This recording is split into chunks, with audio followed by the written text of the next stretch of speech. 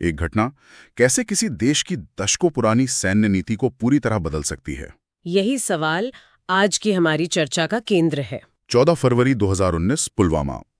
ये तारीख सिर्फ एक आतंकवादी हमले की याद नहीं दिलाती, बल्कि भारत के सुरक्षा सिद्धांतों में एक ऐतिहासिक बदलाव का, कह सकते हैं, शुरुआती बिंदु भी है। बिल्कुल। और आज हमारा मकसद सिर्फ घटनाओं को दोहराना नहीं है, नहीं, बल्कि उस सोच और रणनीति में आए बदलाव का विश्लेषण करना है जो इन घटनाओं के पीछे थी। मतलब ये समझना कि क्यों एक देश ने अपनी दशकों पुरानी नीति को छोड़ने का फैसला कर लिया। तो आज की इस चर्चा का मिशन साफ है। हमें यह समझना है कि कैसे भारत रणनीतिक संयम, जिसे अंग्रेजी में स्ट्रेटेजिक रिस्ट्रेंट कहते हैं, उस नीति से आक्रामक रक्षा यानी एक्टिव डिफेंस की ओर बढ़ा। और ये भी जानना जरूरी है कि ये रणनीतिक संयम की नीति आखिर थी क्या और इतने सालों तक चली क्यों। हाँ, ये एक जरूरी सवाल है। देखिए, 1998 में जब भारत और पाकिस्तान दोनों परमाणु शक्ति बने तो एक डर बैठ गया था पूरी दुनिया में। हाँ, कि दक्षिण एशिया में कोई भी बड़ा सैन्य टकराव एक विनाशकारी परमाणु युद्ध में बदल सकता है। इसी अंतर्राष्ट्रीय दबाव और जमीनी हकीकत के चलते भारत ने अक्सर हमलों के जवाब में बहुत सीमित प्रतिक्रिया दी। इसी को रणनीतिक संयम कहा गया। लेकिन पुलवामा ने सब कुछ बदल दिया। हाँ, क्योंकि 2018 तक कश्मीर में हिंसा बहुत बढ़ चुकी थी, 500 से ज्यादा मौतें हुई थी। तो पुलवामा हमला उस सुलगती हुई आग में घी डालने जैसा था। तो चलिए उस दिन पर वापस चलते हैं। 14 फरवरी 2019, जगह थी लेथपोरा, अवंतीपुरा के पास, और समय था दोपहर के करीब 3:15 बजे। सीआरपीएफ का एक बहुत बड़ा काफिला, जिसमें 78 गाड़ियां थीं और करीब 2500 जवान, जम्मू से श्रीनगर जा रहा था। और तभी एक कार, जिसमें हमारे स्रोतों के अनुसार करीब 300 किलो आरडीएक्स और एमोनियम नाइट्रेट जैसा विस्फोटक था। हाँ, बहुत शक्तिशाली विस्फोटक। वो कार काफिले की एक बस नंबर 5 से जा टकराई। धमाका इतना जबरदस्त था कि बस के पर खच्चे उड़ गए। और ये एक आत्मघाती हमला था।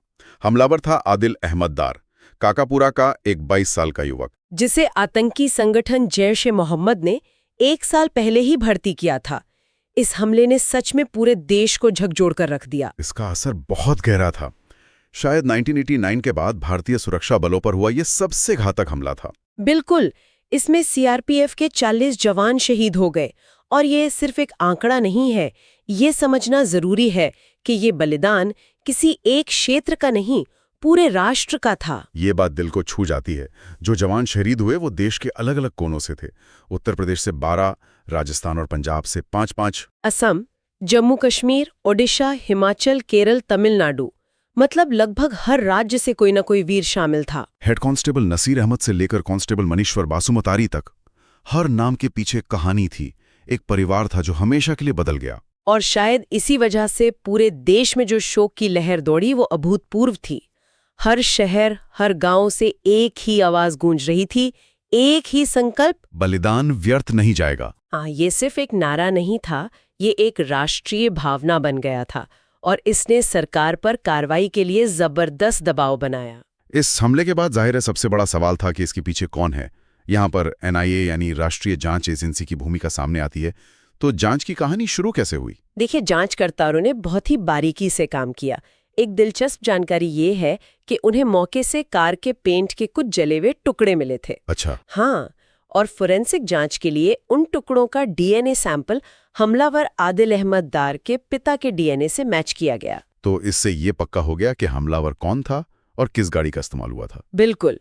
लेकिन एक और बड़ी चुनौती थी। वो क्या थी? आतंकियों ने आधुनिक तकनीक का इस्तेमाल किया था, जैसे वर्चुअल सिम। वर्चुअल सिम ये क्या होता है? ये एक इंटरनेट आधारित फोन नंबर होता है जो किसी भौतिक सिम कार्ड से नहीं जुड़ा होता। इसे खरीदना आसान है और ट्रेस करना बेहद मुश्किल। आतंकी इसी तकनीक का इस्तेमाल करके पाकिस्तान में अपने हैंडलर से बात कर रहे थे। तो एनआईए ने इन डिजिटल पहेलियों को कैसे सुलझाया? एनआईए ने अमेरिकी एजेंसियों से मदद मांगी और उस वर्चुअल नंबर की पूरी चेन को ट्रैक किया। धीरे धीरे सारे तार जुड़ते गए और आखिरकार अगस्त 2020 में एनआईए ने इस मामले में 13,500 पन्नों की एक चार्जशीट दाखिल की। 13,500 पन्ने? हाँ, जिसमें जैश-ए-मोहम्मद के सरगना मसूद अजहर और उसके भाइयों को मुख्य आरोपी बनाया गया। तो एक तरफ तो ये जटिल जांच चल रही थी, लेकिन पर्दे के पीछे वो बड़ा नीतिगत फैसला भी लिया जा रहा था। बिल्कुल। जास अपनी जगह थी, लेकिन राजनीतिक और सैन्य स्तर पर यह तय हो चुका था कि इस बार जवाब सिर्फ निंदा प्रस्ताव तक सीमित नहीं रहेगा। प्रधानमंत्री ने भी तो कहा था कि सुरक्षा बलों को पूरी छूट दी गई है। हाँ, समय और स्थान चुनने की पूरी छूट और पाकिस्तान से मोस्ट फेवर्ड नेशन का दर्जा वापस लेना जैसे कदम जी। ये साफ संकेत दे रहे थे कि भारत की रणनीतिक संयम की नीति अब खत्म हो चुकी है। और फिर 12 दिन बाद 26 फरवरी 2019 को भारत ने जवाब दिया, ऑपरेशन बंदर। एक मिनट, ऑपरेशन बंदर, ये नाम थोड़ा अजीब है। हाँ, इस नाम के पीछे एक सोच थी। जैसे रामायण में हनुमान जी ने चुपके से लंका में प्रवेश कर उसे जला दिया था, अच्छा, उसी तरह इस ऑपरेशन का उद्देश्य भी दुश्मन को बिना भनक लगे चुपके से घुसकर बड़ा नुकसान पहुंचाना था। गोपनीयता इस मिशन की कुंजी थी। तो उस रात हुआ क्या था? उस दिन तड़के 12 मिराज 2000 लड़ाकू जेट्स ने नियंत्रण रेखा यानी LOC को पार किया। ये एक बहुत बड़ा कदम था। 1971 के युद्ध के बाद पहली बार? हाँ, पहली बार जब भारतीय वायुसेना ने आधिकारिक तौर पर पाकिस्तानी हवाई क्षेत्र में प्रवेश कर हमला किया था। उनका लक्ष्य था पाकिस्तान के खैबर पख्तूनख्वा प्रांत के बालाकोट में जैश-ए-मोहम्मद का सबसे बड़ा ट्रेनिंग कैंप। और इस मिशन के लिए स्पाइस 2000 और पोपाई जैसे बमों का इस्तेमाल किया गया। ये नाम सुनने में बहुत हाईटेक लगते हैं। इनकी खासियत क्या थी? इनकी सबसे बड़ी खासियत ये है कि ये स्मार्ट बम है। स्पाइस 2000 बम मतलब सैटेलाइट इमेज के आधार पर अपने लक्ष्य को 3 मीटर की सटीकता से भेज सकता है। बिना GPS के भी? हाँ, बिना GPS के भी। पहाड़ी इलाकों में जहां GPS सिग्नल कमजोर हो सकते हैं, ये तकनीक गेम चेंजर साबित होती है। ये बम इमारत के अंदर घुसकर फट सकता है, ताकि बाहर ज्यादा नुकसान दिखे बिना अंदर मौजूद लक्ष्य नष्ट हो जाए। बिल्कुल। और मैंने सुना है कि इस हमले के दौरान एक बहुत ही चालाक योजना भी बनाई गई थी, ताकि पाकिस्तानी एयरफोर्स को धोखा दिया जा सके। हाँ, ये इस ऑपरेशन का एक बहुत ही दिलचस्प पहलू था। जिस समय मिराज जेट्स बालाकोट की ओर बढ़ रहे थे, उसी समय कुछ सुखोई 30 MKI जेट्स ने पाकिस्तान के दक्षिणी पंजाब की ओर उड़ान भरी, बहावलपुर की तरफ, जहां जैश का हेडक्वार्टर है। सही पकड़ा। इससे पाकिस्तानी वायुसेना को लगा कि मुख्य हमला वहां होने वाला है और उनका सारा ध्यान उस तरफ चला गया।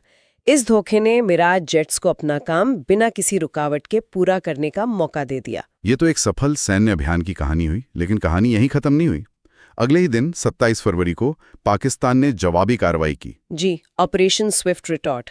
पाकिस्तानी वायुसेना के F-16 और दूसरे जेट्स ने भारतीय सैन्य ठिकानों को निशाना बनाने की कोशिश की, जिसके बाद हवा में एक भीषण लड़ाई शुरू हो गई, जिसे डॉग फाइट कहते हैं। और इसी डॉग फाइट के दौरान विंग कमांडर अभिनंदन वर्धमान का नाम इतिहास में दर्ज हो गया। हाँ, भारतीय दावों के अनुसार उन्होंने अपने पुराने MiG-21 बाइसन से पाकिस्तान के एक आधुनिक F-16 लड़ाकू विमान को मार गिराया। ये सोचना भी अविश्वसनीय है, एक पुराना MiG-21 और एक आधुनिक F-16 का आमना सामना। ये विमान की तकनीक से ज्यादा पायलट के कौशल और साहस की लड़ाई थी। हालांकि इस संघर्ष में भारत को भी नुकसान हुआ। विंग कमांडर अभिनंदन का विमान हिट हुआ और वो पाकिस्तानी सीमा में पकड़े गए, जिन्हें बाद में 1 मार्च को रिहा कर दिया गया।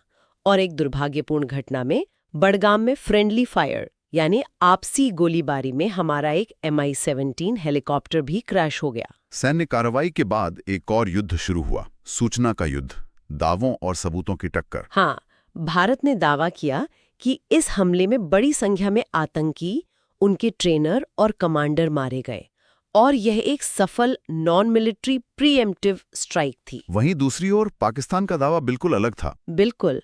उनका कहना था कि भारतीय बम खाली जंगल में गिरे, जिससे केवल कुछ पेड़ ही उखड़े और कोई जानी नुकसान नहीं हुआ। लेकिन भारत ने जो शब्द इस्तेमाल किया, नॉन मिलिट्री प्रीएम्प्टिव स्ट्राइक, ये बहुत खास था।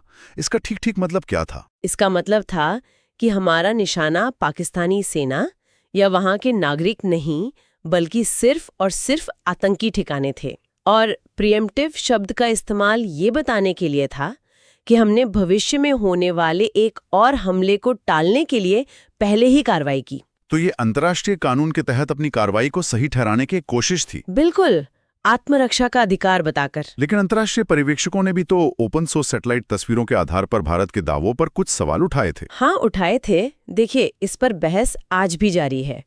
लेकिन अगर हम इसे बड़े परिप्रेक्ष्य में देखें तो इस स्ट्राइक का सबसे बड़ा निष्कर्ष मारे गए आतंकियों की संख्या नहीं थी। तो फिर क्या था? असली संदेश कुछ और था।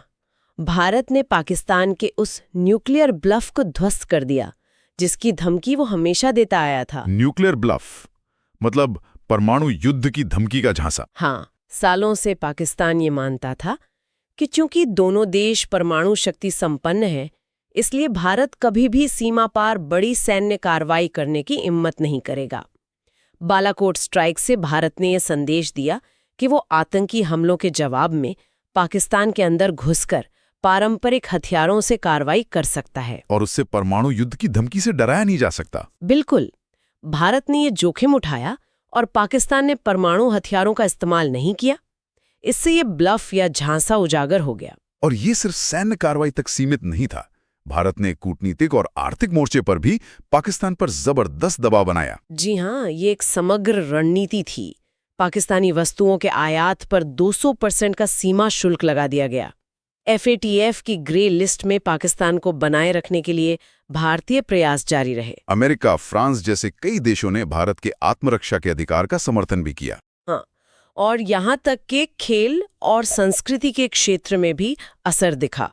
पाकिस्तानी कलाकारों पर प्रतिबंध लगा और क्रिकेट संबंध भी रोक दिए गए। तो बालाकोट ने एक नया मानक तय कर दिया। लेकिन तकनीक और दुश्मन की रणनीति तो लगातार बदलती रहती है। इसी को ध्यान में रखते हुए हमारे स्रोत भविष्य का एक खाका खींचते हैं। हाँ, हमारे स्रोत 2025 का एक अनुमानित परिदृश्य भी पेश करते हैं और ये साफ कर दें कि ये कोई भविष्यवाणी नहीं है। नहीं, बिल्कुल नहीं। ये एक रणनीतिक आकलन है। जी, मौजूदा क्षमताओं और सिद्धांतों के आधार पर बनाया गया एक आकलन।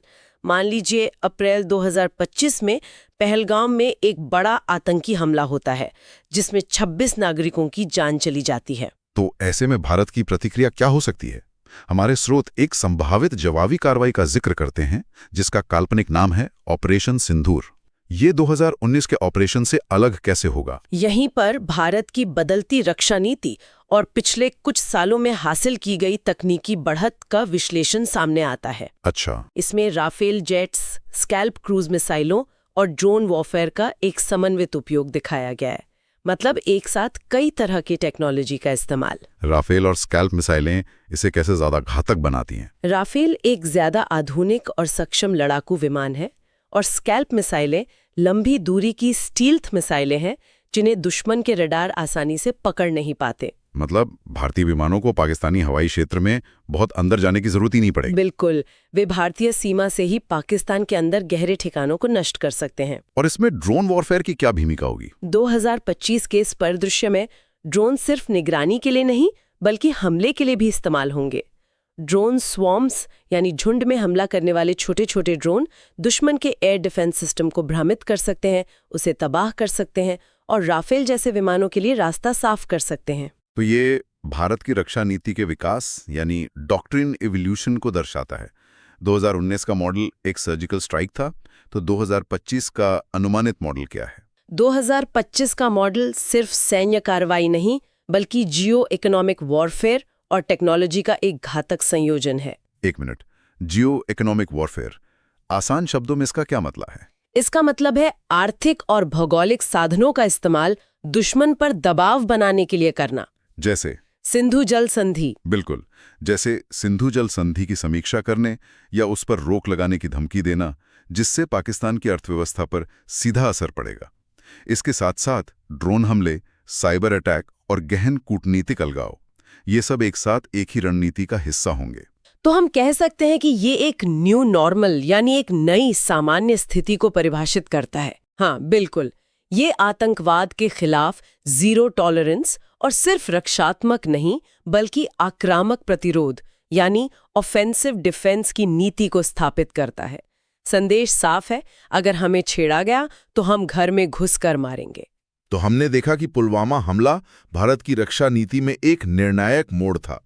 ये रणनीतिक संयम के युग का अंत और एक नई मुखर और बहुआयामी रणनीति की शुरुआत थी। और इस पूरी कहानी में उन शहीदों के बलिदान को याद रखना सबसे जरूरी है।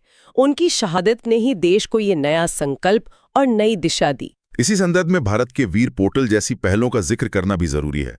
ये एक ऐसा मंच है जिसके जरिए देश का कोई भी नागरिक सीधे तौर पर शहीदों के परिवारों की आर्थिक मदद कर सकता है। और ये दिखाता है कि संकट की घड़ी में पूरा देश अपने वीरों और उनके परिवारों के साथ खड़ा होता है। बिल्कुल। और अंत में सबक यही है कि सुरक्षा में हुई एक भी चूक की कीमत बहुत भारी होती है और निरंतर सतर्कता ही स्वतंत्रता का असली मूल्य है।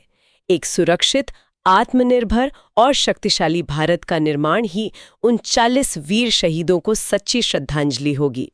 जय हिंद। जय हिंद। आज के हमारे स्रोत भविष्य में युद्ध के बदलते स्वरूप को भी दर्शाते हैं, जहां तकनीक, ड्रोन वॉरफेयर और भू आर्थिक दबाव पारंपरिक युद्ध क्षेत्रों की जगह ले रहे हैं। तो श्रोताओं के लिए सोचने का सवाल यह है कि जब युद्ध के नियम और तरीके इस तरह बदल रहे हों, तो इस न्यू नॉर्मल में भारत जैसे देशों के सामने कौन सी नई कमजोरियां और कौन सी नई नैतिक दुविधाएं पैदा हो सकती हैं।